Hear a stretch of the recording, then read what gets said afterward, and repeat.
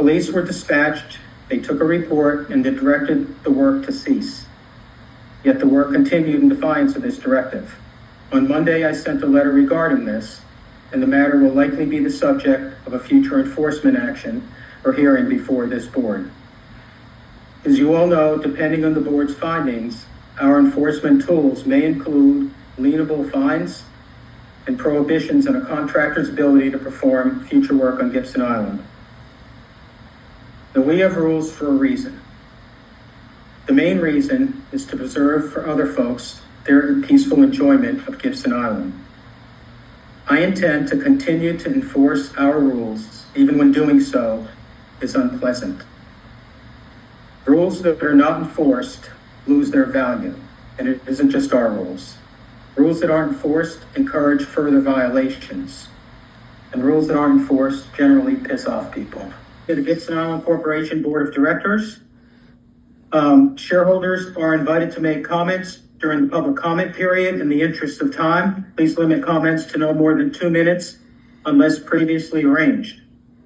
Shareholders are invited to attend the rest of the corporation board meeting as observers, and non-overlapping directors are invited to attend all parts of the meeting. I just gave the dining room chairs away. Sorry. Do we have any public comments from shareholders today? I do, Lewis. Hello, Craig, go ahead. Be 4 minutes because we have two properties. Gibson Island Corporation HOA, GIC HOA on July 20th, 2026 published additional false light information about the Lucy family, and the GIC HOA continues to publish and broadcast on the GIC HOA website and Gibson Island joint website false light information about the Lucy family. This is another demand notice to stop these damaging published false light accusations against those associated with the disabled. The July 20th, 2026 published false light information inaccurately stated we retained contractors to do work last weekend. That statement is false. No contractors were retained.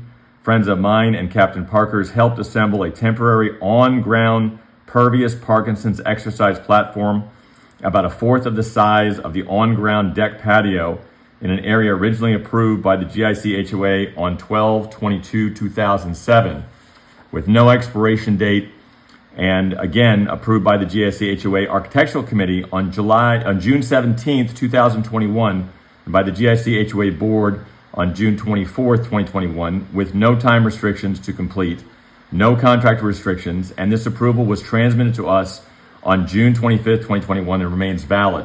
We spoke with the county attorney last week and explained the entire situation, including the GIC HOA and the Gibson Island Club moving the driving range tees forward and turning them 45 degrees so that hundreds of golf balls traveling 120 to 180 miles an hour would be hit directly at Captain Parker doing his daily Parkinson's exercises and his large windows and his U.S. flag while Captain Parker was and is attempting to enjoy the neighborhood. The county attorney suggested we deal with the Department of Inspections, who told us they did not believe we needed a permit for an on-ground pervious Parkinson's exercise platform. As the GIC HOA property owners, the Lucys and Captain Parker have no restrictions as to working on the weekends. Captain Parker, because of his Parkinson's and hip replacement disabilities, asked our mutual friends to assist me in assembling his doctor-suggested on-ground pervious Parkinson's exercise platform. Our mutual friends were not being contracted for helping us last Saturday. The violent storm last Saturday afternoon caused damage to our property in the navigable waters of the United States near our Skipper's Rose property.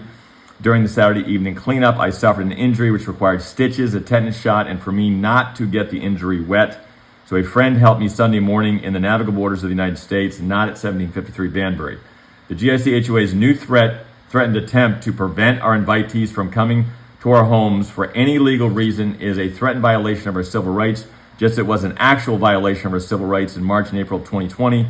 And that 2020 violation of our civil rights did not go well for the GIC, as State Police Barracks Commander Lieutenant Ryan stopped the GIC HOA private security guard, special police, and a few rogue members of the Anne Arundel County Police. And this was one of the many reasons the FBI, after speaking with Chief Sperry, convinced the Department of Justice to write a statement of interest in 2022 against the GIC HOA, an amicus brief in 2024 against the GIC HOA, and argue in March of 2025 in front of the Federal Appeals Court on behalf of the disabled people and us as being associated with those disabled people, that the GIC HOA is preventing the disabled people from living in and enjoying the Gibson Island waterfront peninsula neighborhood and retaliating against the Lucys.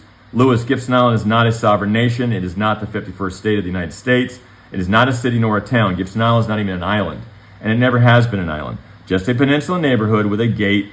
GIC board members enjoying burdening the rest of the neighborhood with 100 years of discrimination and racism.